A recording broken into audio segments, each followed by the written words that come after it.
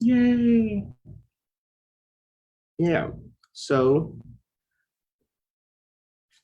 hi everyone. Welcome to season 2 of Core Black Voices. Tonight I have Dani Byrd. And Queer Black Voices is a series that we started here at OKEQ to highlight queer Black people, to give them a chance to tell their story, their journeys, and their experiences. And we're excited to to be back. And we're meeting in person. Both are vaccinated. So if you haven't been vaccinated, get the jab, protect yourself, protect your family, your friends, your loved ones, your neighbors, and let's beat this virus. So as that was sad. You recently bought a Peloton. Yeah, Yeah. I'm Are you excited. excited? I am. So I've been having a hard time with this pandemic and stuff, Uh-huh. getting out to exercise and being really anxious about it. Uh-huh. And so I said, okay, let me get this bike. Let me try and see if this will work for me because it's in my house and it's right next to my bed. So when I wake up, she's gonna be looking at me, and I'm gonna be like, okay, I'm gonna have to use it. That's my plan. That's my thought. Yeah, So I can't afford a Peloton, but I do love cycling yeah, classes. Yeah, yeah. yeah, it's very good. I haven't done the cycling in a while, but I like it. I like it. I'm sure you'll love it. I still invest in one of those because it's very good and fun exercise. Yeah. Have you I went to spin class with Monique, who's on Uh-huh. the board over here, and I loved her spin classes. They were Really? so much fun. And they have so much music and it's real pump you up and it's good. Yeah. It'll be hitting and yeah, I'm just kind of like, at least until we get out of this pandemic thing. I'm gonna try this little bike and see how it works. See how it works. Yeah, So, it's always good with music. You know, we have good music to work out, or it doesn't feel like a workout when you have good music. Right. It's just vibing. You're just jamming. Yeah. Exactly. Yeah. So what did you grow up? So I actually grew up here in Tulsa, Oklahoma. Was here for a long time. Then my grandmother started doing poorly, so I came to Muskogee about sixth grade and finished out my high school time over there. Okay. Chilled out in Muskogee till I met my ex-wife. And then she was like, "I'm not moving to Muskogee," so I came to Tulsa. I came to the big T town, and I've been here ever since. So, Also the big 918. yeah, 918. Yeah, I love it. I love it. I know I was so excited when I moved to Tulsa. I was like, that's where the mall is. There's two malls. There's not just one, there's two. Yeah. But love it here. I love Tulsa. That's good. Did you play any sports or any like school activities in high Oh yeah. school? I did football. So I was a line person. That was really fun. Oh, that's awesome. So, I know that. yeah. Okay. Funny story. I guess it's not funny, but it's a story. I love football, and I always wanted to play, but I'm all teeny miny little, and my mom was very hesitant about me playing football because I'm so little. But I would have been a good running back. Let me tell you, I'm a good runner. I'm probably if I could. Yeah, you could have been a wide receiver too. I could have seen you. I'm not that good at catching balls. But but honestly, I'm not a good catcher. Okay.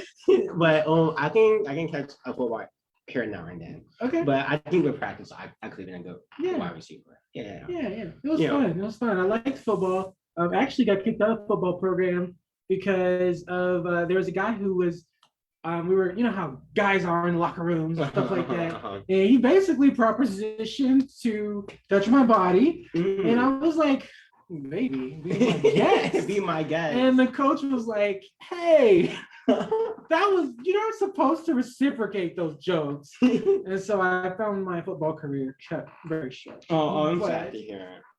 It is what it is in a small town. Yeah, but he wanted that. Yeah, he did. He still does. He still does. They all do. Right. So just about the background. Did you come from like a religious family?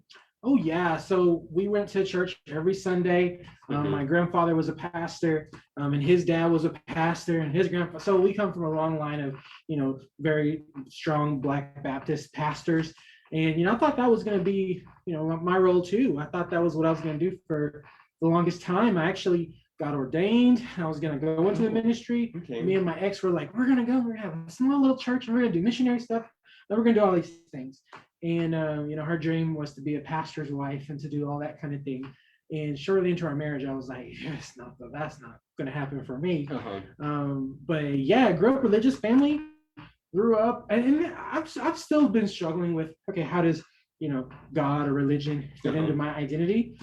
Still something that I'm working on, but I have gone to a church called All Souls down here in Tulsa. Amazing church, church. I love All Souls. And they've been kind of helping me put things together, like saying, because when I first started coming out to myself, one of the things that really made me concerned was, okay, does this mean that everything that I've learned so far about God is wrong? And having a good church that believes in the Bible, but also believes that everybody is important to God is invaluable. And All Souls is that church. So again, I can't wait for the pandemic to be done so I can go in there and be like, hallelujah. We all miss that human interaction. Yeah. And it's very, I won't say ironic, but there is like a pattern that a lot of queer a lot of Black folks grow up in the church, and a lot of queer Black people grew up in the church, right? And then when we have this moment where we realize who we are and come just to this conclusion that this is who I am and this is who I'm going to be, and we have that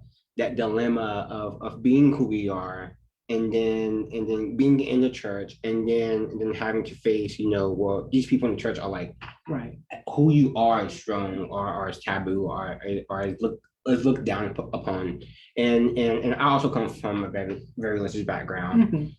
Great grandpa was a reverend. Right. My earliest memory is of him coming to get us and us going to church, being the first ones there, last ones to leave, and Bible school Wednesday, Saturday school, also all of that. So right. So that's good that you found that you're still you're reconnecting or relearning, trying to figure it out, and trying to figuring that out, because when it happened to me, my story is kind of the opposite. Once I found out of who I was, I kind of stepped away from that and really haven't looked back in more spiritual and looking into areas where I can learn to be a better human, which I think I can find different backgrounds or religions. But with that being said, did you ever face like any discriminations and hardships about being queer or being Black growing up as a child? Well, I very much tried to play off not being queer. So I was into very much girly things and stuff like that. But with my family, we couldn't deal with that. So I tried very much to be like, well, I'm a macho person. And, if I wanted to watch, what was it? There was this TV show called Spy Girls or something. And I used to... Totally Spies. Yeah, Totally Spies. Yeah. And I love that show. Yes. Well, I never forget, I was watching it one day and I was just like laying on the floor, like watching it. My grandfather was like, what is this gay shit? And I was like, I don't know. I was just watching it until G.I. Joe comes on or something. And, he was like, oh, okay. Well, I love that show. That was my favorite show. It was. Like, they would come out with these little gadgets and they'd be like, I'm gonna get my compact, that's a laser gun. I was like, I want a compact, that's a laser gun. Oh, that so is, if you haven't seen Totally Spies, I'm sure some streaming network has it. Totally check it out. It was the first time I got cable. That was my TV show. It was good. To kind of take it back, you said that so you kind of hit liking girly things.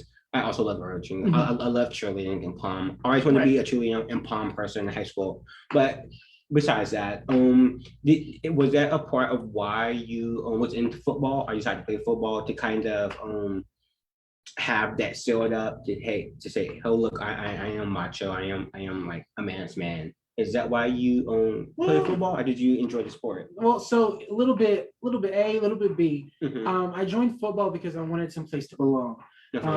Coming from living in Tulsa, I didn't get to grow up through all the class like everybody else in high school. So everybody else kind of had their friend group and had their clique, and they all fit together.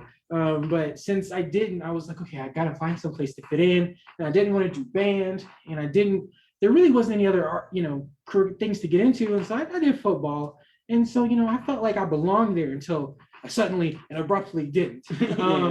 But I enjoy football games, and I enjoy the atmosphere because in a small town, it's football. There's in Oklahoma. Yeah, that's it. the lights come on and people are like coming through the tunnel, and it was just so much fun. I loved that production. And then you're walking through the hallways and people are like, hey, you did a good job. And I'm like, thank you. All I did was stand there and hit somebody, And especially that feeling on game day in school, like it's definitely like a holiday, right? Or like it's an event, a production, like you said. Yeah, it's very fun. So when did you realize that you were queer or are different? And when I say queer, just to get FYI, I mean queer as an inclusive term of those who are non-binary, trans women, trans men, gay, bi, pan, wherever it may be, just to be more inclusive of the community when I used to work queer. Yeah. Just a PSA for sure. So I've kind of known at various points. So I knew I was different when I was going through school, and girls were like, oh, I'm getting stuff up here. And I was like, I'm not.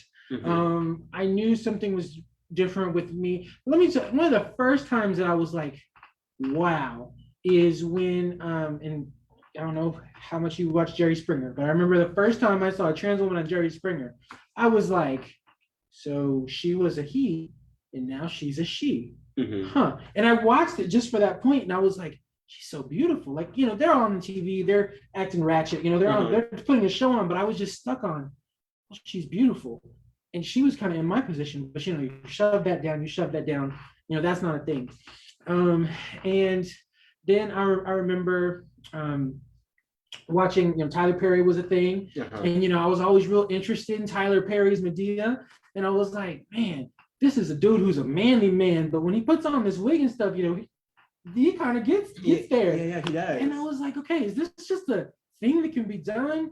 What really did it for me, though, is I had at my workplace, I had a guy transition from female to male. And that was when I was really like, you're fucking kidding. I was like, bro, your beard is immaculate. And he's like, yeah, I just took these hormones. I was like, you took some hormones and you've got a beard? He's like, yeah, I'm perfect. This is all I've ever wanted to be. And I was like, can I do that? And he was like, fuck yeah, you can. And so that's kind of when I was like, oof, we can't get this back in. And then I'll shut up and let you get to your other questions. No, you're fine. I also had a person in high school reach out to me, who I had the hots for. She was the hottest dude I'd ever seen, and I couldn't. She was, when you try and go for somebody that's a couple levels above you, and she just didn't pay me any attention at all. But she was like super queer, super feminine. She was just beautiful with it, and I mean, she would just walk through the hallway, and I would just be like, God, you're so pretty. Anyway, so she reached out to me and I was like, hey, who are you? And she's like, I went to class with you. Don't you know who I am? And I'm like, no. And she's like, well, my name was this name and now it's this name. And I was like, are you fucking kidding me? And then she was like, so she started talking to me about that too. And I started having some issues with my marriage at that point because I was like, I feel like I'm a girl and I have all this information. And now I understand that transgender is a thing. Like, I don't think people understand that from my perspective of being very, very religious, very, very Christian, still living a very Christian life. I had almost no understanding of queer things. So I was seriously like grasping, people just transition. They just determine I'm transgender, I'm a girl, I'm a boy, I'm a they or a them, and they go do it. And so I was stuck with that. And so I asked online on an online forum, like, what am I supposed to do with this knowledge on Reddit? And they were like, go buy a wig, try it out, buy a set of clothes, try it out. Go to a Walmart that's not your town, drive that shit and see what happens. So I'll never forget it. So one night, about 11 p.m., I got on my little purple wig. I still wear that wig sometimes. I still wear her. Does she have a name? No, she doesn't have a name. Okay. But I put her on and I put my clothes on and I went to Majestic for the first time. I got absolutely wasted and everybody was like, girl, you're so pretty. And I was like, you're calling me a girl? Like, you see me? And I felt seen for the first time. And then I looked in the corner and there was this tall lady with flowing hair and she was just getting it. She was having so much fun and she was smiling. She was happy. And I kept on looking at her and I felt like I was drawn to her and she saw me and she was like, well, hi. And I was like, well, hi. And she was like, let me get to know you. And her name is Chrissy over here at Oklahoman's for Equality. That's amazing. Right. And I kind of told her like, I regurgitated my whole life to her and was like, Uh-huh. I'm a girl and I was a man and I'm married and I'm a Christian. And she was like, whoa, honey, we have a group for you and you can come and you can figure that out. And I started going to that group and here I am. So That's amazing. That's amazing. I was gonna ask later on. I was gonna ask you how did you get involved in the center? Or what was your first experience like with the center? But it's an amazing story that you went out and having a good time and being majestic. Me and my friend was talking about this, and we was talking about recently we went out and for my friend's birthday. She's a girl, and she brought her brother with us, and he's straight, and it was his first time at Majestic, and we was talking about making jokes. It was his first time at a gay club, and but her boyfriend went to a gay club the first time too when he first met us in our friend group, and being in a space like Club Majestic, and being able to be yourself and like I said, being seen and being validated. That is such a good feeling, and to have that to be reaffirmed in who you are and who you are basically is amazing, and I'm glad I could experience that. And you met with Chrissy. So interestingly enough, I had that night, did some things, managed to get back home, and I said, nope, this isn't me, shove it way down, we're all done. Not Chrissy giving me a card and she told me where the Dennis Arneal Equality Center was, and I was like, no, we can fix this. And so months rolled by, and then finally I called, and I think it was Alex picked up the phone, and I started talking to him, and he's like, you can come, and there's counselors and there's groups. And I remember when I finally came into the Equality Center, my very first time walking in, I was like, hi, Chrissy met me over here at Majestic, and everybody was so friendly, and it wasn't awkward. I was so scared that people were gonna be like, oh, you think you're a girl? Just doing a polo shirt, lol, but it was really cool. It was really awesome. So yeah, once you found out, or once you came to the conclusion that of who you are, did you ever face any discrimination or hardships in being who you are, and how did you deal with that, and how was that experience for you? Well, I haven't had any actual like anybody. I guess I had one person heckle me once, but that was when I was looking rough. And I understand no one should ever be heckled, but to this guy's credit, your girl looked rough. I didn't understand a lot of things, but that happened. That didn't make me feel good. I guess my biggest rejection has been my family. I was happily married, had an 11-year marriage, and my ex-wife she tried, but at the end of the day, she said, this is just incompatible with what God's word says. And that really hurt because I really loved her. And, I still to this day would get back together with her. And, I hate to sound like one of these sad simps or whatever, but I'm very much like, I think she was the one. And it's just hard for me, even 2 years later, to be like, you said till forever, and till, sickness, till death. But I guess what it really meant for you was until I put on a dress is when your love stops for me. And that's really hard. Because if the shoe was on the other foot, I would want her to live her best life, and I want to still be part of her life. So yeah, I've had that. But part of the thing with discrimination is there's a lot of ways that people can discriminate without you knowing directly. Like I've been trying to apply to different apartments and different places like that. And before I got my ID congruent with my social security card, with my birth certificate, and all of that saying the same thing together, I wonder how many times somebody did a lookup on me and said, well, you said your name is this, but the government says your name is this, and decided, no, we're not going to give you that apartment. And not to take away from the story, we now just a side note, I guess. We in the state of Oklahoma, we are now able to have gender markers be available for non-binary people and have it as X. But going through that is very rough and can be very difficult and hard. So with that experience, like what kept you going? Like what was your motivation to keep going and not really like let that get you down? Well, I'm not gonna lie, it got me down. It's got me down a lot. One of the things that really hurt me the most was I was on a job and I was driving in Kansas and I got pulled over by a cop. I definitely rolled through that stop sign That is correct. But he stopped me and he was like, "Oh, ma'am, did you know you rolled through that stop sign?" I was like, "Oh, yeah, I'm so sorry." He's like, "Okay, let me get your license registration." Gave it to him. It had all my old information on it. And he came back and he was like, "Sir, I'm going to need you not to roll through my stop signs." And his whole demeanor changed. And that was really, I mean, granted, I'm Black, I'm trans. He could have just shot me right then and been like, "Ah, fuck you, bye," you know? Yeah. But, you know, he didn't do that. But I was very much passing, which is people could see me for the gender that I am. But when I gave him my stuff, you could tell that the smile was gone.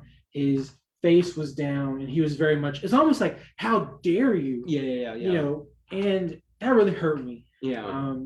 So I don't know. So just to answer your question, what gets me through it is I feel like I am still experiencing life brand new now, you know, as Dani the woman, and not Dani the person cosplaying as a man, not Dani the pretender.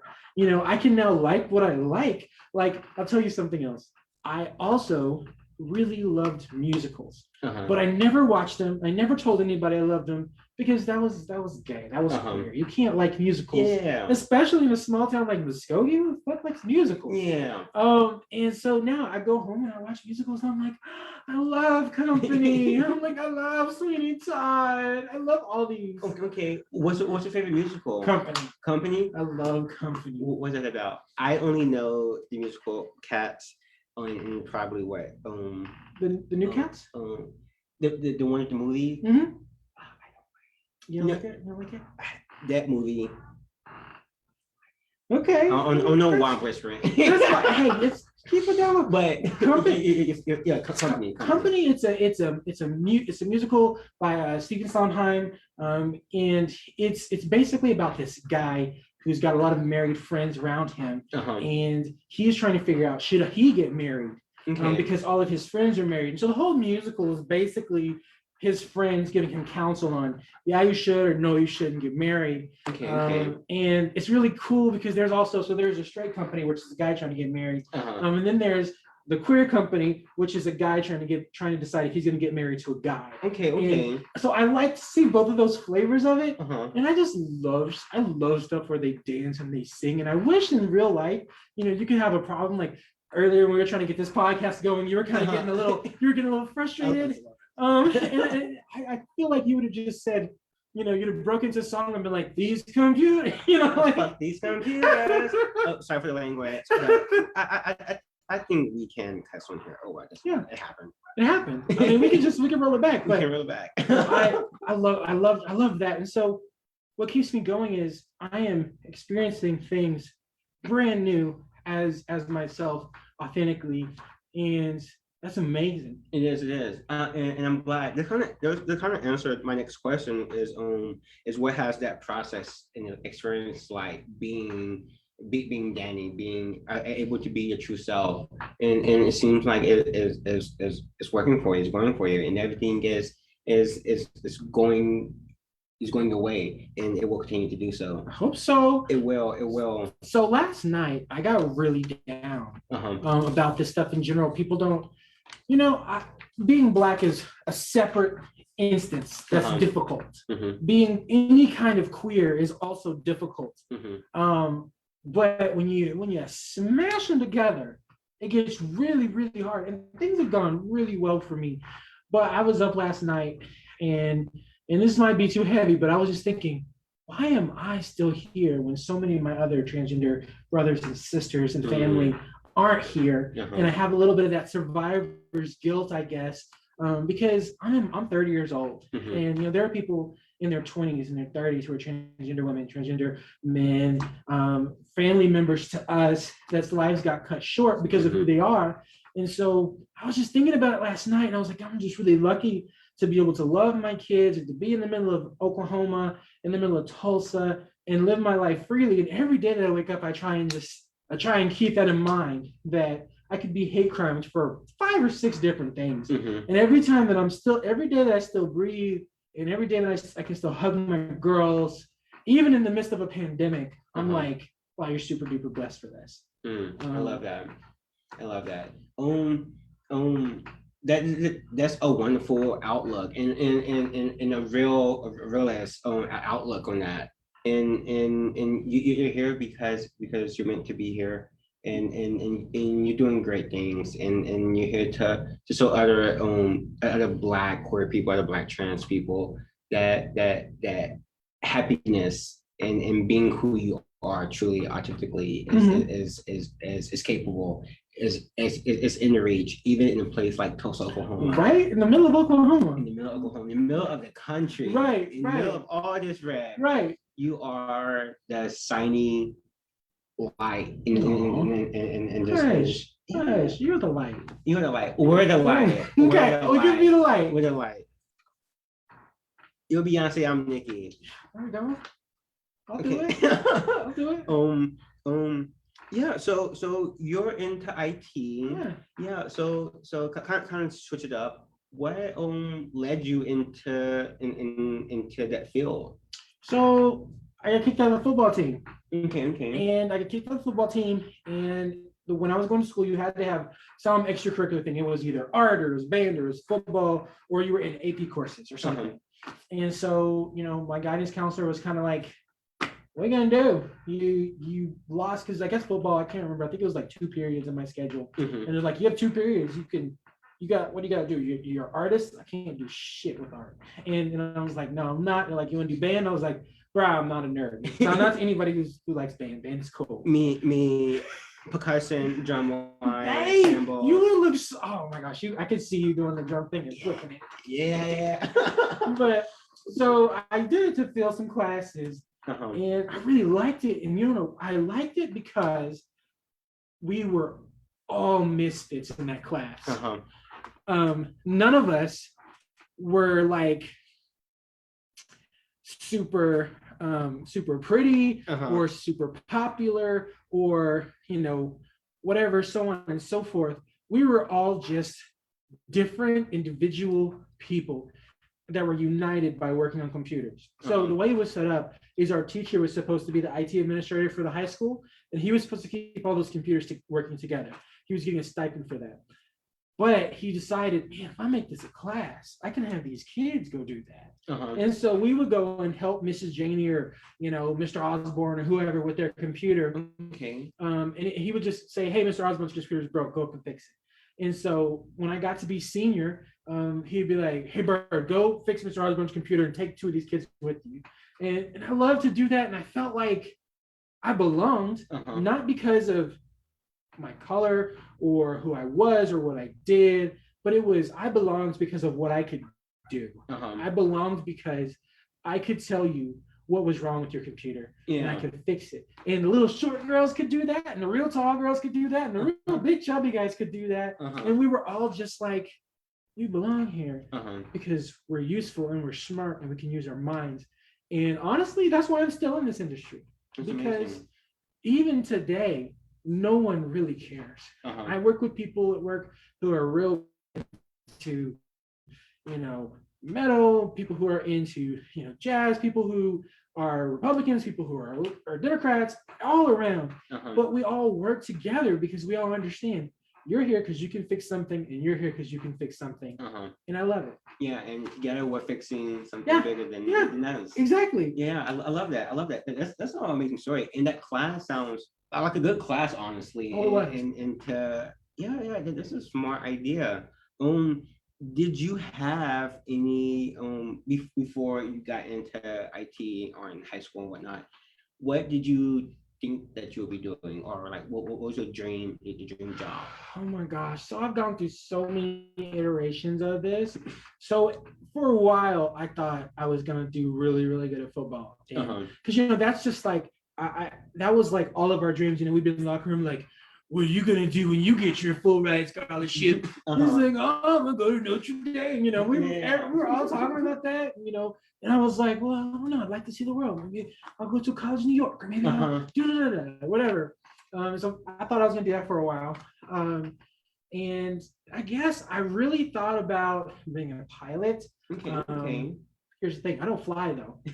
I just thought it was really cool. Yeah, it is. But yeah, no, I never really had a really solid job. plan coming in out of high school. But I will tell you, I had a really good guidance counselor, and I've mentioned her several times because she's very pivotal to me. But she looked at me before I graduated, and she said, "Okay, what are your plans when you graduate?" And I was like, "I ain't got no plans. I'm gonna be around in Muskogee. I'm gonna, go up to the Arrowhead Mall and watch movies and go to the Sbarro, and that's my life. Maybe work at the Walmart, and that's all there is. I mean, I guess there's also a glass company down there, but I was like, I don't know." She's like, "You know what? You're really good at computers. I've enrolled you for vocational school for IT, and that's what you're going to do after high school. You're going to go to this vocational school, and you're going to get certified, and you're going to go into the field." And I was like, "Bet, whatever." So it was free to me. Yeah. And my mom was like, "You better take those classes." And so, and then I thank her for it, because after I finished vocational school, the school district, Muskogee Public Schools, said, "Hey, you worked in Mr. Price's class. You're certified. You went through ICTC. Here's a job. You can work for us doing IT." That was my first IT job, and it was a real job. Like, they were like, "Great, here's this ladder. Go up to this place and go run these cables, and we'll pay you like $15 an hour." And I thought that was just the best damn thing ever. Yeah, that's amazing. So, and you're blessed. Yeah.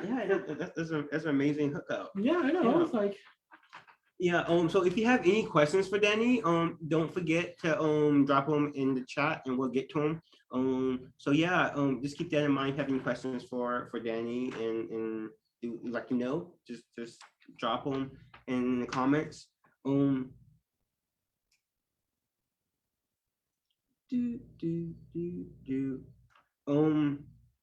I totally lost my next train of thought. It was talking about IIT in school.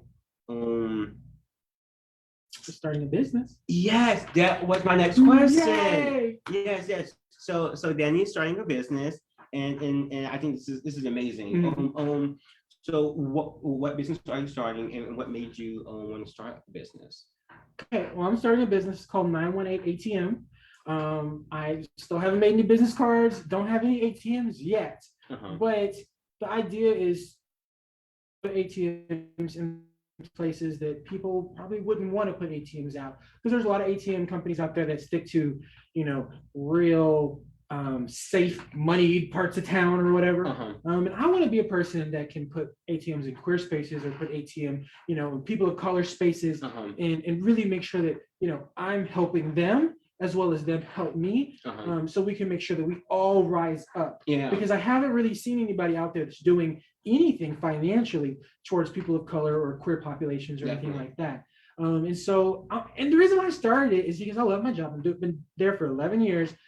But something that my mom told me is, "Dani, you can do a lot at your job, but you'll never get to the point where you don't have a boss and you can call your own shots and spend as much time with your kids as you can if you don't start trying something that's not working a 9 to 5.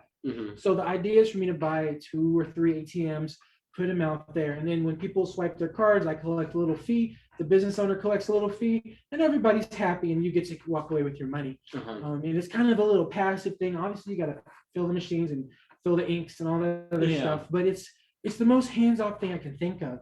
But something that really struck me is I've been listening to a podcast, and I can't remember this podcast name, but it's a Black podcast, Black people, and they're talking about how they became not independently wealthy, but well off. And this guy told me what he said. He said, "Listen, anything, start any business. If you've got a sticker printer, print 1,000 stickers until you have enough money to start another business. And then when you have enough money, make some, custom do-rags or just something. Just keep right." He's like, "Just keep trying, just do it." Because Black people have always been innovators. We've always been business people. This whole country was built off of our backs. I mean, we are, I mean, there are people who work their jobs 9 to 5 and love to do it, and that's fine. And I like my job too. But there's so much potential that we have as people of color, queer people. Some of the most inventive people that I've ever met have been queer. And so I guess my thought and where I'm going with this is, if I don't try something, am I going to sit here in my 60s, 70s and think, "Man, I could have done something else. I could have done something else." And here's another thought. I've come to the understanding. I love what I do. I love being in IT, but I also really love advocacy. And I really love to do stuff with Oklahomans for Equality. So I came to talk to you. I love to talk to people and help the Black community, the queer community. But there's only so many hours in a day. And if I'm tied up in a 9 to 5, I can't do advocacy the way I want to. I would love to be able to sit on every board in Tulsa and really move everyone forward. I don't have time for it though. Yeah. And so the people that I do see at the table consistently are people who are independently wealthy or have some other income stream, and they are at every board. They're at every board meeting. They're at every PTA meeting. They're at every city council meeting. How much more work could I do if I wasn't worried about?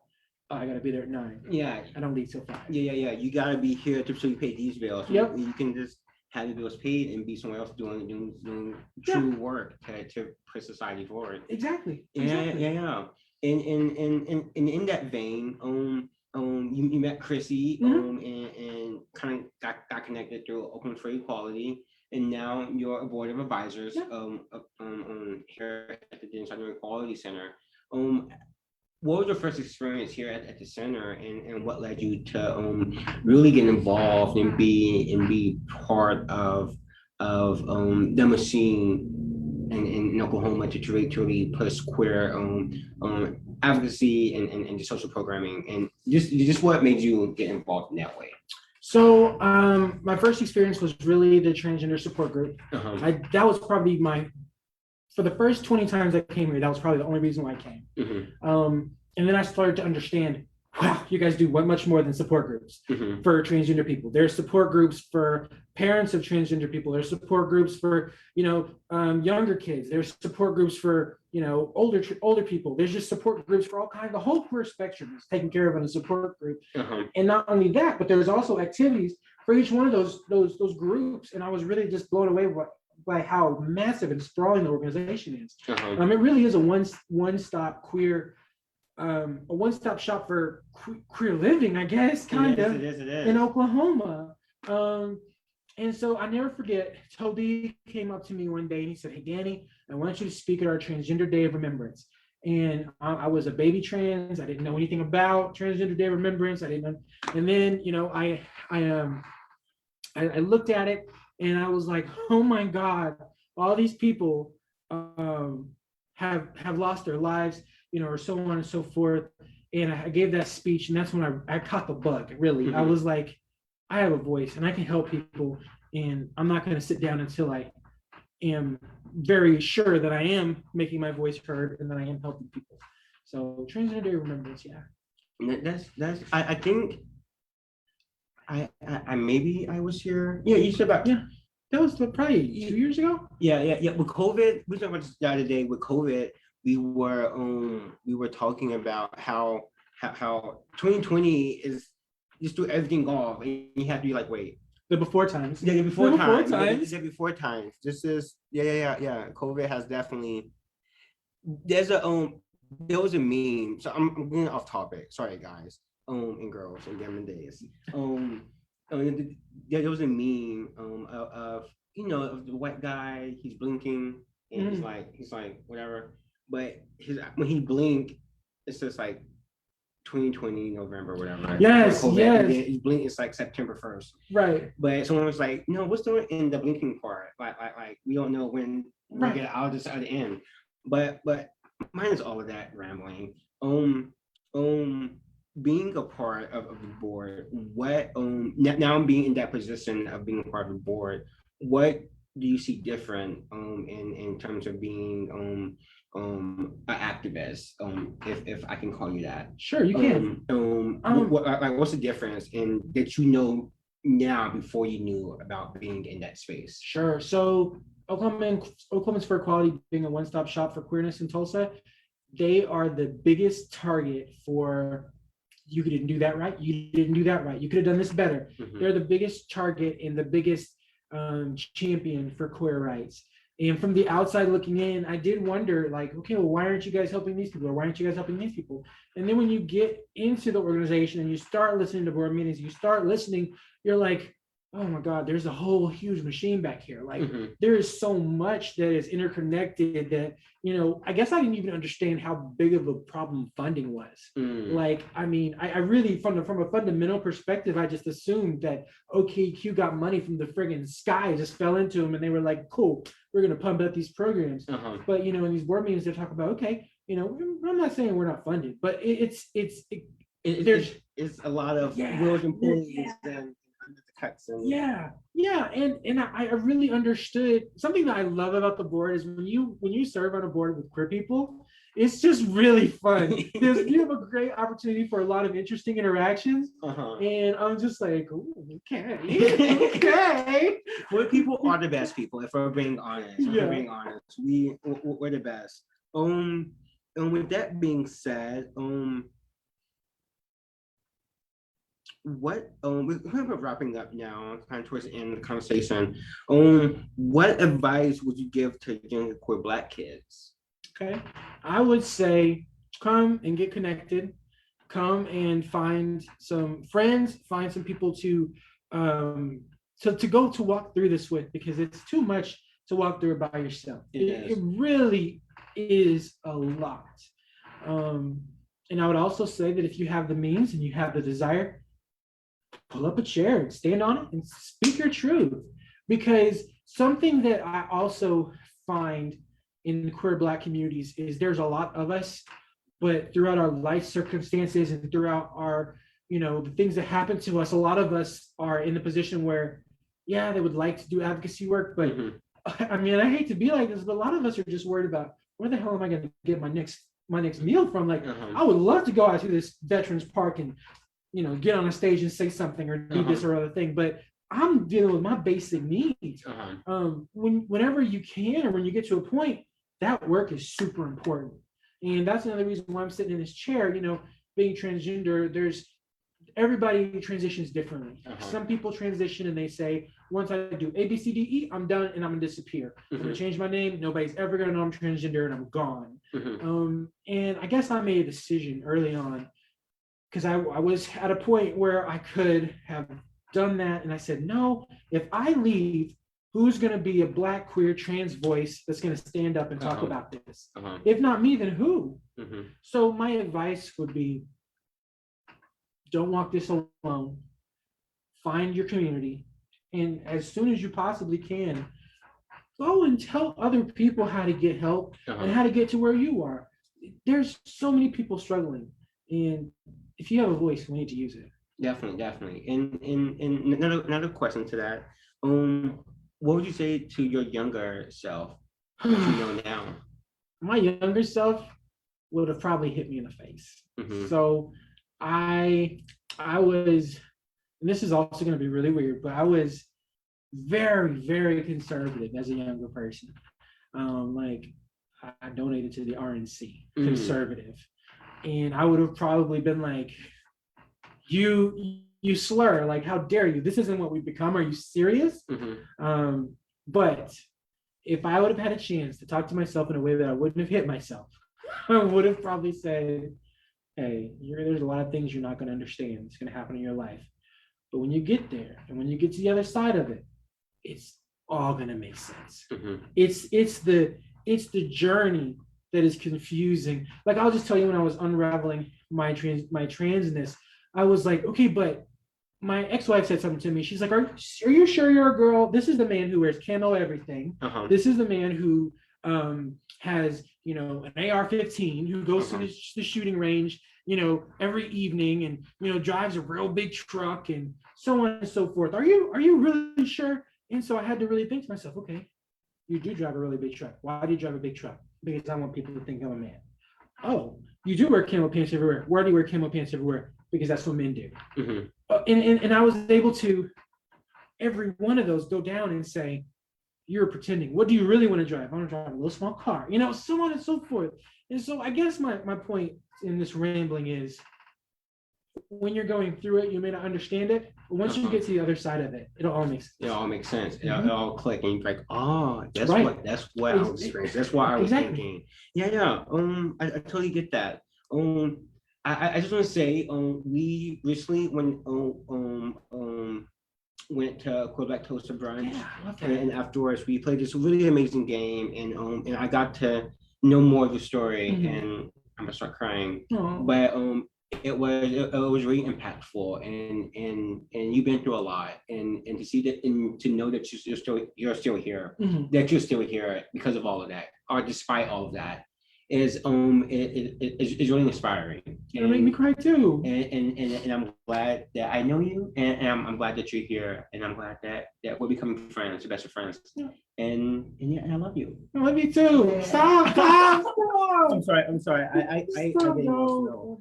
You should see me in movies. I cry in the beginning of Finding Dory. Oh, gosh. I can feel that. Yeah. No, but everything I said was true, and I'm glad to have you here, part of the community, and to have you that you're still living and driving, and this is amazing, and you'll keep driving and keep doing great things. Thanks. Yeah, I'm doing my best. so I know we were doing therapy in here. I'm sorry. So thank you for being the first person for our second season of Queer Black Voices. Second season. We need some theme music. Oh yeah, We do. You should do that. I would sing, but y'all don't want to hear me. I'm ready. I'll do it. But thank you for being the first person of season 2 of Queer Black Voices.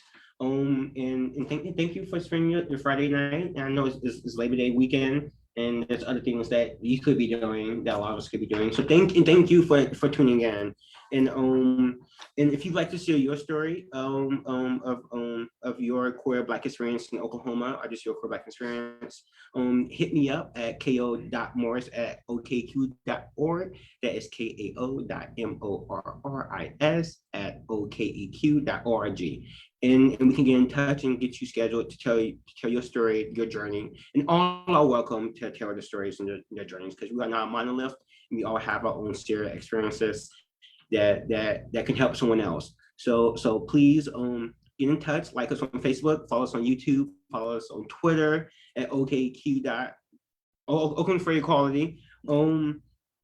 And our next episode will be October 1st with Darian. She is a local rapper, also classmate former classmate. We went to high school together.